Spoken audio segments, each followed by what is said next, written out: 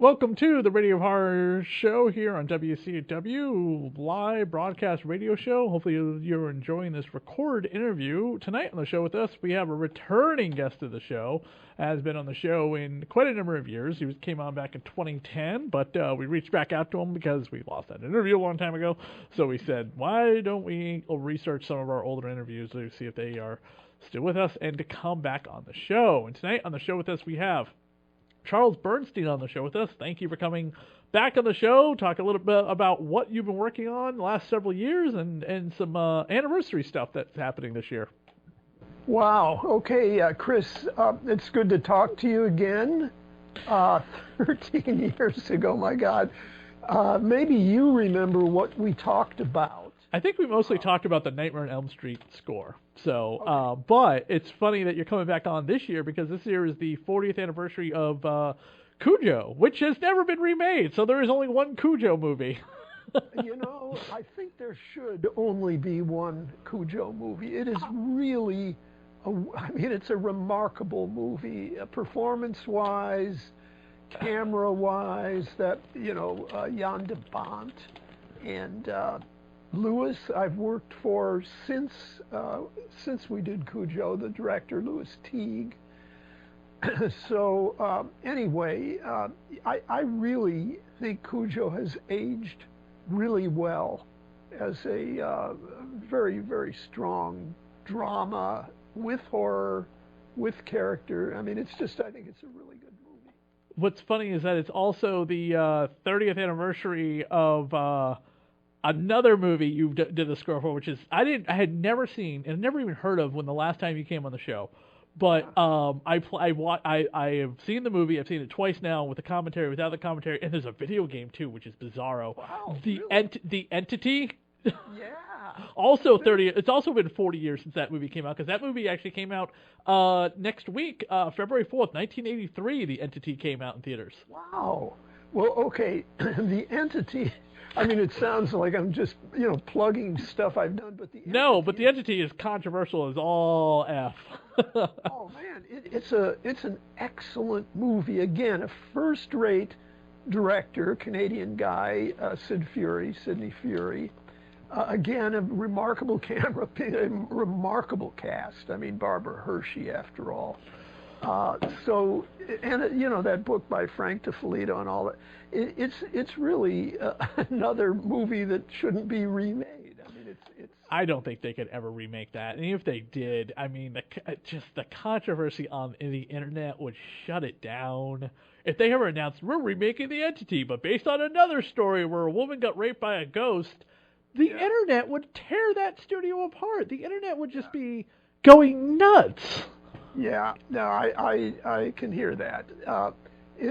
So they're both the same year. Is that true? Yeah, Cujo was 83, and The Entity has a release date of February 4th, 1983, and Cujo has a release date of August 12th, 1983. Wow, so I was busy. You were very busy in 1982 because you score it before the film comes out. So that means you scored The Entity in 82. You could have scored Cujo in 83, and it just gets... Okay, you did score it in 83. Okay. Yeah, I seem to remember recording, I think, in May. Yeah, and then, of course, you follow up 83 by 84 with The Nightmare on Elm Street. I mean, the 80s were a big year for you, so it's good to know that you were getting consistent work through the 80s, and it would appear. It would appear. But the truth is, I was working very hard in other years, but they just didn't happen to be horror movies, and therefore nobody really looks back at it. But there's a year where I did 7 or 8 feature-length films, right around, could have been late 70s, could have been 80s. I'm not sure. I just remember looking it up and saying, wow, what a workload that must have been. One of the movies was Fooling Around. I don't know if you have in front of you. I don't. IMDb. I have your website up, yeah. Okay, so maybe you can see.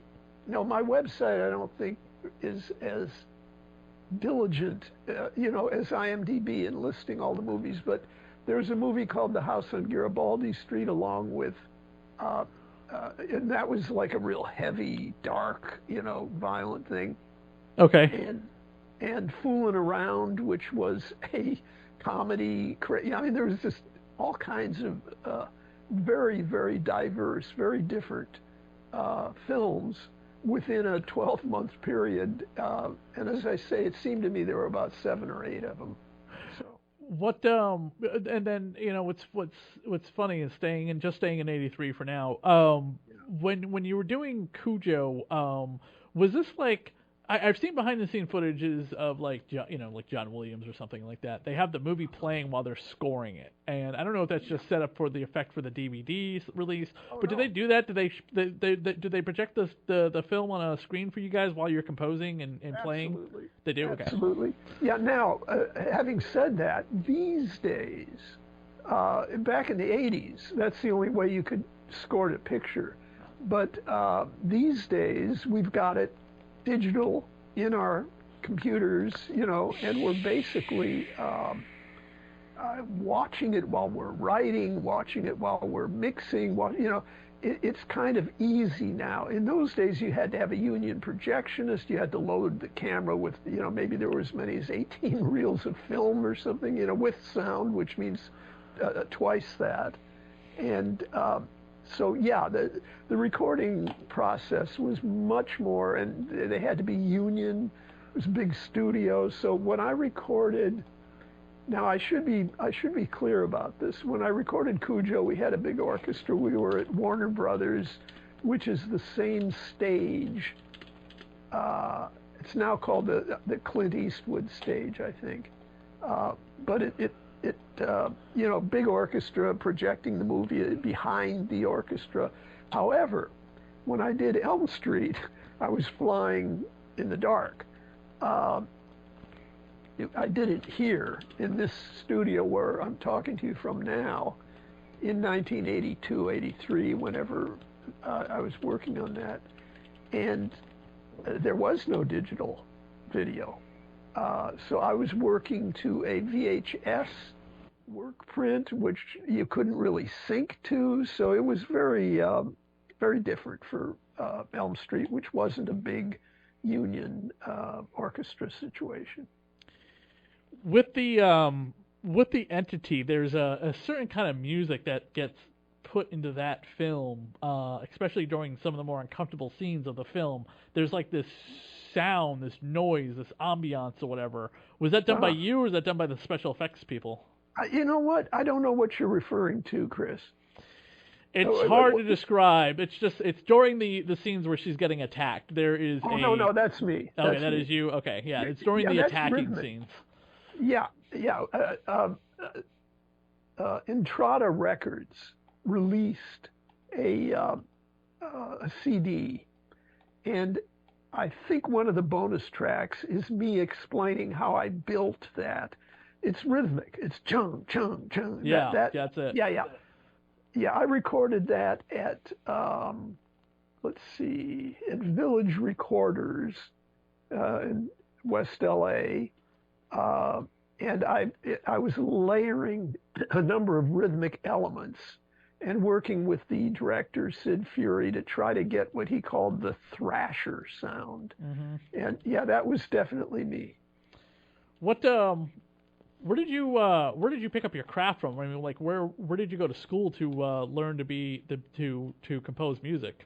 Because I have tried studying music, I've tried reading music. It's like trying to learn a foreign language to me. My brain just does not want to compute it. Yeah, it is.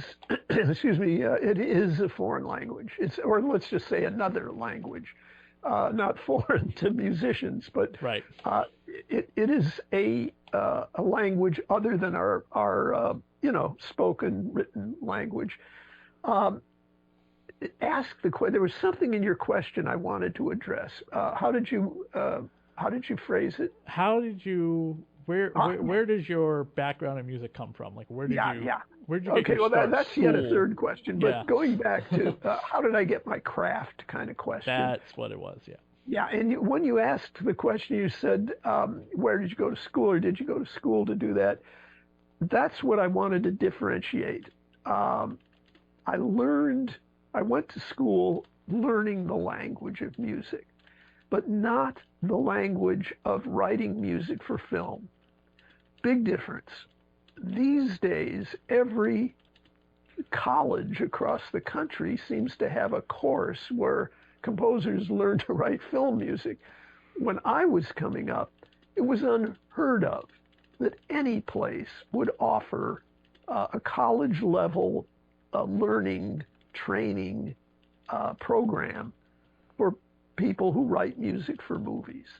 So I want to be clear that I got my craft as a film composer by watching movies, listening to albums, and, personally studying. But the language of music, I learned at UCLA, at Juilliard, and so forth. But it didn't apply a great deal to what I ended up doing for my profession. Juilliard is pretty like a incredibly distinguished school. Yeah. It in those days, it was still located uptown in Manhattan. It hadn't moved. They hadn't built Lincoln Center yet, so it wasn't where it is now, and it was still very mired in tradition. It was, a traditional place where the great pianists and violinists and conductors and so forth, no film music people, as fate would have it, sitting at my elbow in a class on how to write fugues. Fugues are things that Johann Sebastian Bach is noted for. They're very, very complex things, have nothing to do with film music per se. But sitting at my elbow was Bill Conti, who, ended up writing Rocky and becoming a very celebrated and brilliant film composer. But neither of us were studying, anything to do with film music at Juilliard. With Cujo and the Entity based on prior existing novels, were you do you read the novels before you see the film, or do you try and stay away from one or the other to not influence you? Well, they're very different. Right. I did meet Frank DiFilippo, and a wonderful guy. And as far as I understand, I think his son went on to make movies, one of which was called Two Bedroom House. That was really good. Anyway, that's a little aside. But I don't get a lot out of reading the novel if I can watch the movie. If they give me the novel like way in advance, fine. It's a way of kind of getting into the general territory. But the specifics musically come from the movie. The lighting, the timing, the way the actors are interpreting a line, the pauses. They're just things in a movie that aren't in a novel. You can't read it. Even in a screenplay, you can't read it, even if it says, certain stage directions. There's something about a movie that is so particular and so indicative of what it needs musically that I find it's not confusing, but it's kind of superfluous for me to read the novel if I can watch the movie, because that's what's going to really dictate what the music is. You did. I haven't watched this movie in years, and I can't believe it's been so long since I watched it. But I do a podcast called the Vampire Movie Minute Podcast, and we're currently covering Dracula 79. And you happen to do the score for the other Dracula movie that came out that year, which is so damn funny to think about. There were 3 films with a Dracula character in it. Love at First Bite, Dracula 79, and Nosferatu the Vampire all came out in 79. And it's funny how history repeats itself, because this year we have Renfield coming out and The Lost Voyage of the Demeter coming out, which are also Dracula films. Wow. Yeah. Yeah. Love at First Bite, comedy, horror, Dracula movie. Music is of its time period. A lot of people associate this film usually with like Once Bitten, which was the Jim Carrey comedy horror vampire movie.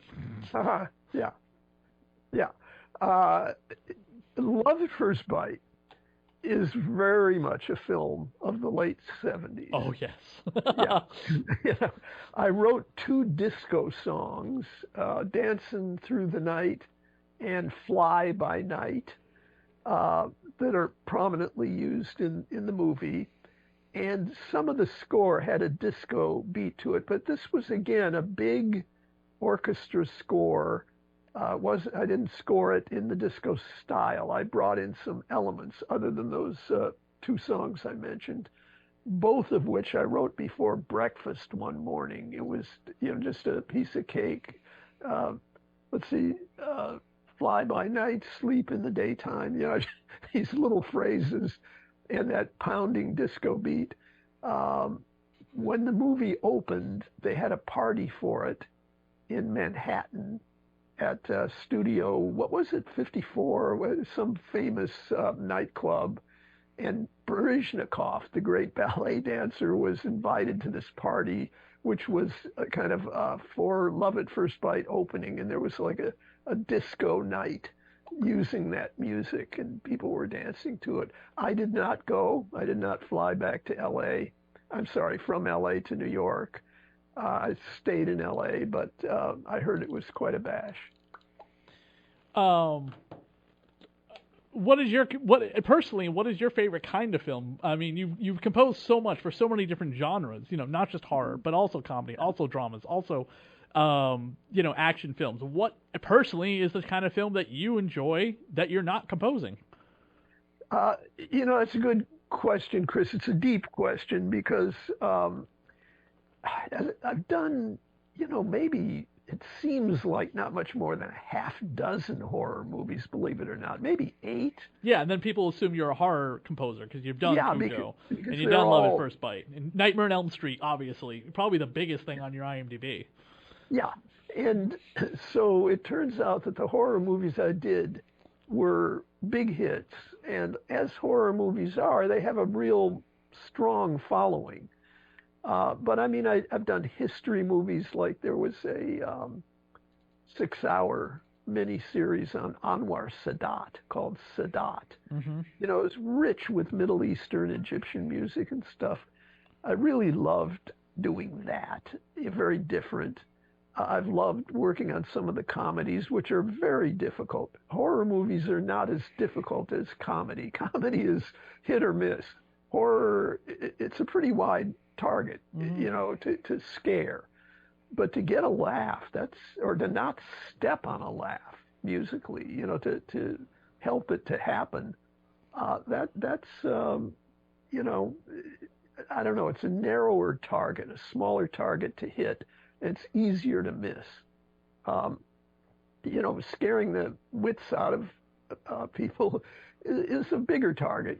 We all get scared. We all know what that feels like. But humor is very, if it doesn't hit, it just flops, Anyway, let me see. I think I've enjoyed, I'll put it this way, any movie with good people, good script, a good movie, in other words, is what I prefer. It can be in any genre, and I prefer a wide variety of different kinds of movies.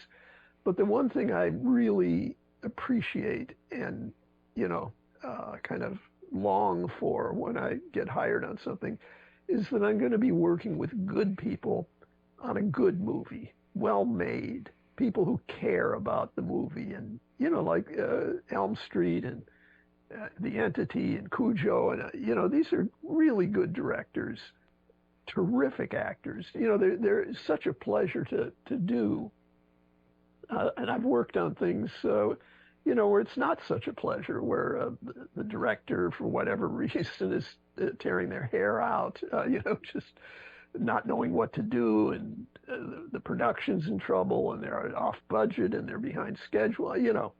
That kind of stuff I can do without. Speaking of directors, the last time you came on the show, Wes Craven was still with us. Unfortunately, Wes Craven passed away in 2016. Talk about working with Wes Craven for this. I mean, how much did you guys work together on making the music, a big part of this movie? Nightmare on Elm Street. Well, yeah, you know that I did a couple films with Wes. This was Elm Street was the first one. I had just met him. Okay, what was the other movie? Just because off the top of my head, I don't A remember. really interesting movie called Deadly Friend. Oh, right. Okay, okay, yes, I have seen that. Yep. Yeah, another horror movie, but really has some humor in it, had some Hitchcockian touches to it. Uh-huh.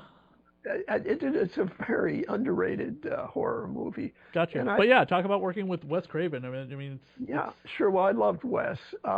The Deadly Friend had a robot in the movie, so the score was half mechanical in deference to the robot, and half orchestral, more of a kind of an Amblin Entertainment, orchestral John Williams-y, just traditional big, leaned in that direction. So the score was a kind of a hybrid of electronic and orchestral. But Wes was a master at what he did. I did not know him before I did Elm Street. After Elm Street, he did this other movie, and we did that. And we started on a third, but that was a very troubled project. And it went through 4 different composers that were possibly going to do it. So it wasn't a great thing, but that had nothing to do with Wes. He was a master, a very lovely man, very smart, and a pleasure to work with. there's probably like, there when he passed away, I didn't hear a blip bad thing about Wes Craven. It's Right. always been so much love, so much support, Yeah. even though he made things that if done in real life, people would be, would be, thrown in jail for and into the chair and just horrible things that he did to people in movies. But as a human being and as someone to work with on set, there wasn't one person that was just like, oh, Wes was very difficult, or Wes had this problem, or I have to say this about him now that he's dead. It was just like, this was the greatest director who ever lived. This is a guy who Hollywood just kind of ignored at times or whatever, except for when there was a Scream or there was a Nightmare movie. What an honor to be part of his team. This, that, and the other thing, and that really made it great. I met Wes in 2014 or 13. So I actually got to meet Wes Craven, and he was very nice. He knew how to take a joke. I took a shot at one of his movies, and he was like, "Oh, it was you. You were in the audience." I was like, Yeah. Yeah, he's that kind of guy. Yeah. And he had a sense of humor and just a light touch. He was a good guy. You went to do, like, again, you worked on one thing I wasn't aware of was you worked with Quentin Tarantino a bit for Inglourious Bastards. Yeah. That I didn't write for Inglourious Bastards. I wrote that music for a previous movie directed by Joe Sargent. And Quentin had been using some of my music in previous film. And actually, he took the thing you mentioned about the entity that you asked me if it was sound design or music. That was a piece that Quentin took to use in Inglourious Bastards, along with some other music I had written for Joe Sargent. So that piece you mentioned actually was used. It was written for the entity, but it was actually put into Inglourious Bastards and used for Landa, the SS officer's entrance.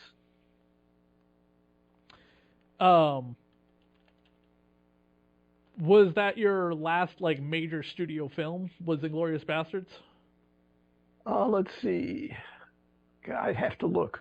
I mean, it looks like it. The reason why I ask is it looked like it, and then a lot of stuff was made for TV or smaller budget, and then you kind of came back to the Nightmare on Elm Street stuff with doing a lot of fan films. Well, yeah, there was a wonderful documentary, a long documentary that I wrote, title cue for the main title and chapter headings for kind of a musical.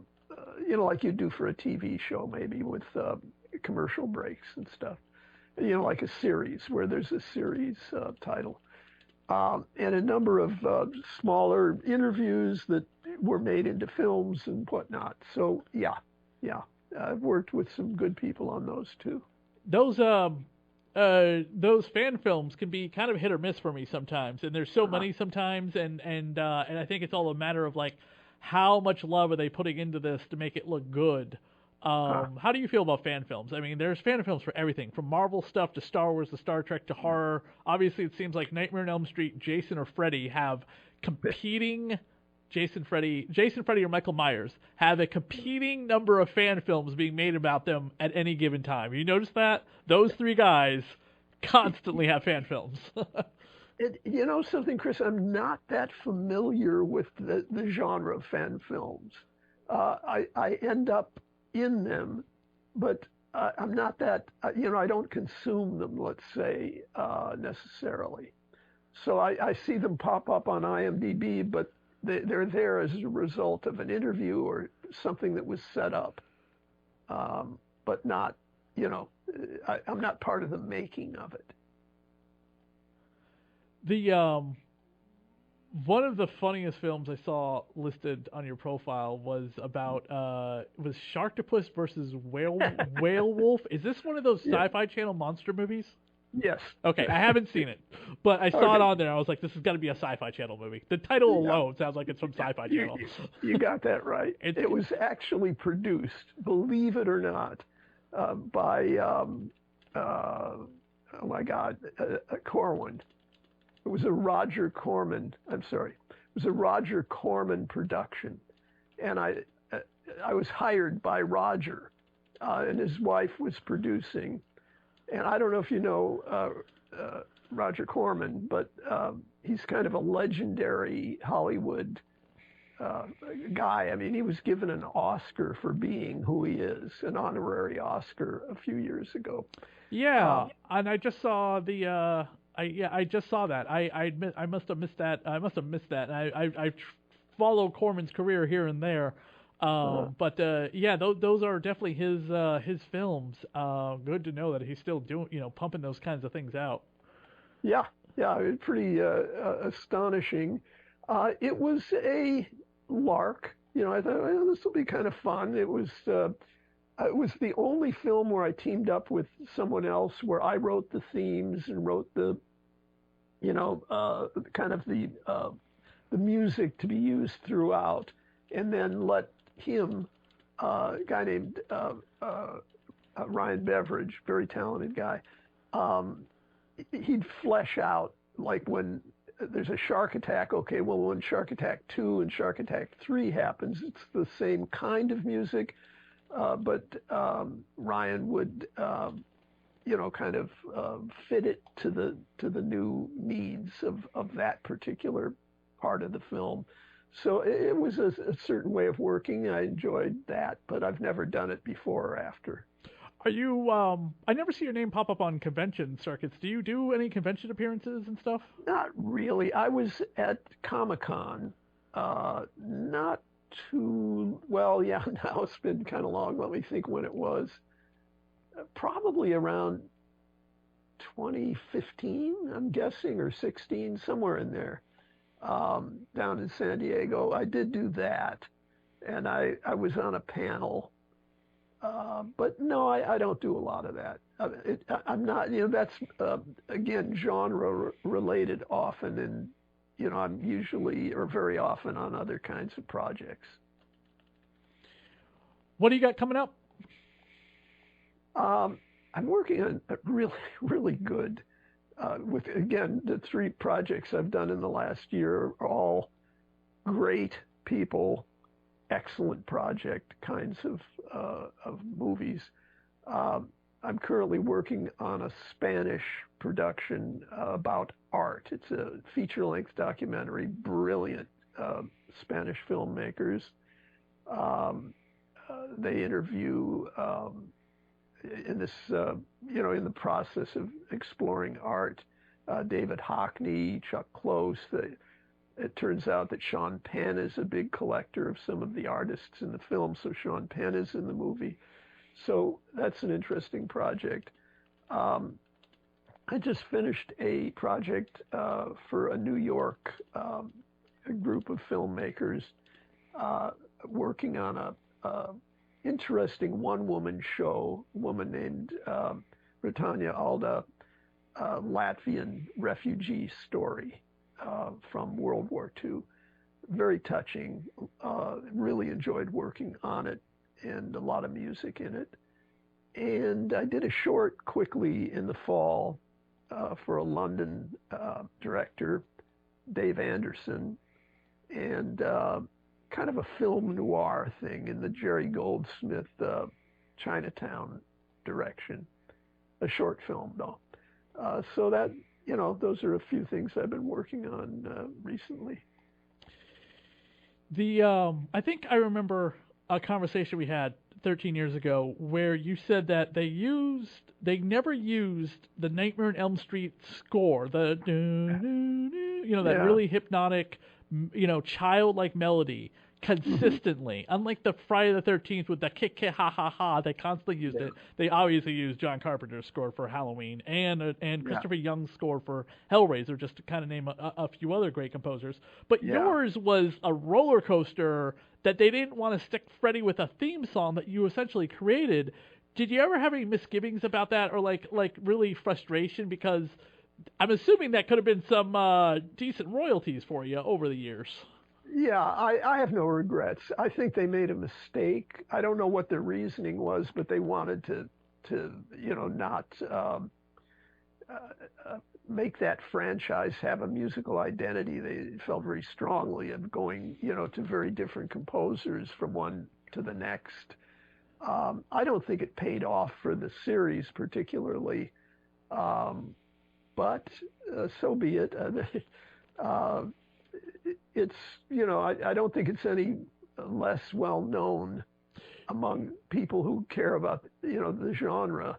Did you ever Yeah. see the box set that came out in 2016 from La Salvador? God, what is the name of the company? They own all the rights to all of the scores out Yeah, there. you're talking about the vinyl, all the scores on vinyl. Okay, so that's one thing, but also in 2016 there was a box set CD box set that contained every score, with the exception of the remake, every Oh, score. It came in a sweater that looked like yeah, Freddy's yeah, yeah, sweater, yeah, yeah, and the yeah, puzzle, and also the CDs kind of look like a puzzle piece, and it's just the scores, not the soundtracks, which obviously are.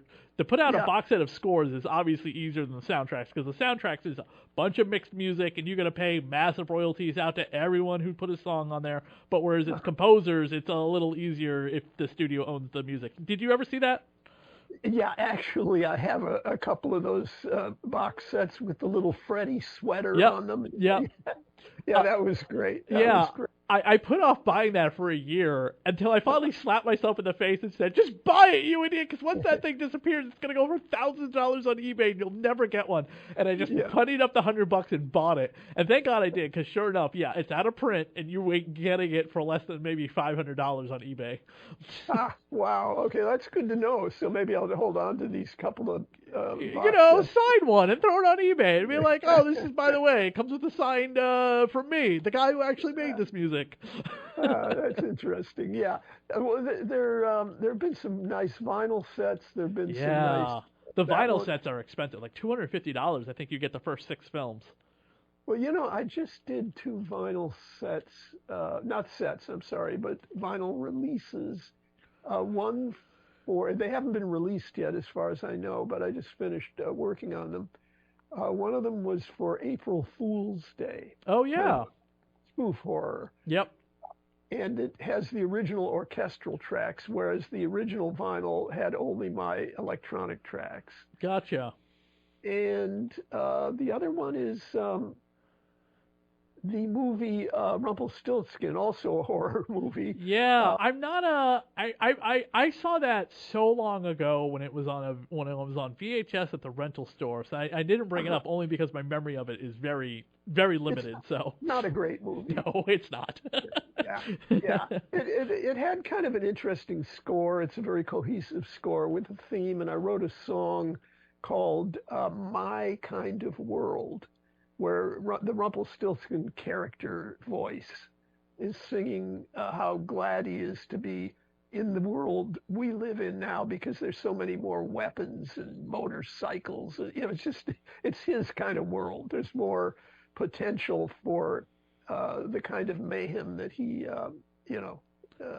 indulges. One thing I always love to know, and I'm sure like everyone's got a story. Was there a film or TV show that you passed on that you could have composed the music for? And it could have been a hit, it could have been a failure, doesn't matter, but you could have done the music for this, and you said, no, I got to go do this, and then it comes out. Chris, not really.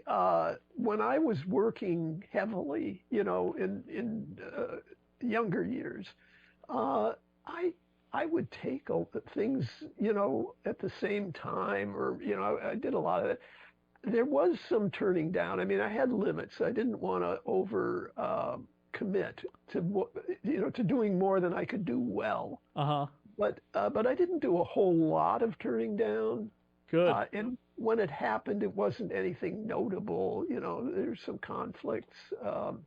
Scheduling conflicts. Yeah, but nothing where, oh my God, that was a huge career. Hi. Yes, the timer ran out on the Zoom call. I didn't even notice that it was counting down. I sent you a link to the new one so we can give it a proper closeout. Okay, why don't we give it a proper closeout? Charles, why don't you give away your social media and your website information where people can contact you, or anyone ever wants to reach out to you for something like this, or maybe they want to hire you for something amazing. Yeah. Let's see. I'm not a social media guy, so I don't have any of that stuff, but I do have a website. So it's a simple website. It's simply charlesbernstein.com. One word. It's just my name, .com. And that, it gets updated, not like social media, but, maybe once or twice a year or something like that. But it's, it is some presence. Well, that's awesome. Thank you so much for coming on the show. I hope you have a great rest of the year. And of course, again, congratulations on the 40th anniversary of two pretty well-known horror movies in the industry this year. And then next year will be another 40th anniversary because it'll be the 40th anniversary of The Nightmare on Elm Street. So, congratulations on, everything that you've ever done and worked on. And I appreciate you coming back on the show to give us kind of an updated interview from the last 13 years. Chris, it was a pleasure. I appreciate it. Great questions.